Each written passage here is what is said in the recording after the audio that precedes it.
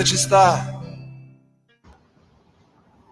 Buongiorno a tutti e bentornati a Liberamente, variazioni e scorribande qui su Radio Libertà. Allora, la vera notizia oggi la mette in risalto La Verità, che poi più che una notizia è un contorcimento della storia, una confessione fuori tempo massimo, un insulto alla logica e alla politica. È in un virgolettato questa notizia, a modo suo epocale. Il virgolettato è il seguente: le nostre politiche hanno aiutato la Cina ad emergere nel settore delle tecnologie verdi. Autrice di questo virgolettato, Frau Ursula von der Leyen, presidente al suo secondo mandato della Commissione europea. Beh, l'unico commento all'altezza sarebbe benvenuta, welcome, bienvenue, non so ora al momento in tedesco come si dica, ma insomma diciamo che siamo ai tempi supplementari di una partita in cui stiamo perdendo 7-0 e Ursula von der Leyen forse si accorge che c'è un problema, e forse si accorge che il talibanesimo green incarnato dalla governance, dalle linee guida che ha espresso anzitutto lei alla guida del continente, imperniato su follie masochiste come il Green Deal, sul dogma dell'elettrico, sulla guerra tout court al motore a scoppio, facevano gli interessi della Cina, cioè di un'altra potenza concorrente sia nel mercato dell'auto e dell'energia, sia diciamo è il principale concorrente geopolitico del mondo libero a cui tuttora l'Europa appartiene o dovrebbe appartenere.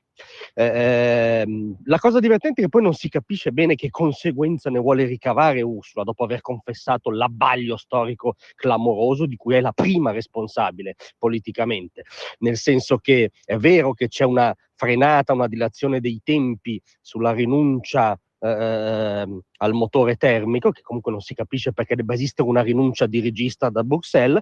È anche vero che però nella stessa lettera sulla competitività in cui Ursula confessa il fatto di aver perseguito una politica filocinese, dice anche che gli sforzi verso l'energia pulita devono essere incessanti e bisogna procedere insomma su questa strada. Quindi diagnostica la malattia fuori tempo massimo, ma non ha alcuna intenzione di guarire, evidentemente. Ora, se questo fosse, come dire, una contraddizione che riguarda la psiche della signora von der Leyen, non sarebbe un problema così rilevante. Il punto è che ovviamente riguarda la storia dei popoli europei, la direzione che prende l'Europa, il rischio che franino intere filiere produttive fondamentali europee, quella dell'auto in primis, e su questo non solo l'Italia, ma anche la Germania, anche molti paesi hanno pagato le follie ideologiche anzitutto di Madame Ursula in termini di posti di lavoro e competitività, per stare all'oggetto della sua lettera.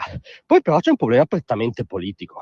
Cioè, scusate, ma come giustamente fa notare La Verità oggi, ma se quella che è diciamo la leader di governo dell'Unione Europea confessa che lei, i suoi colleghi di governo, le sue linee guida hanno perseguito una politica che ha fatto gli interessi della Cina, e beh, è un problema grave. È una confessione o di inadeguatezza o di totale incompetenza, o di, come dire, collateralismo con un concorrente economico e geopolitico dell'Europa.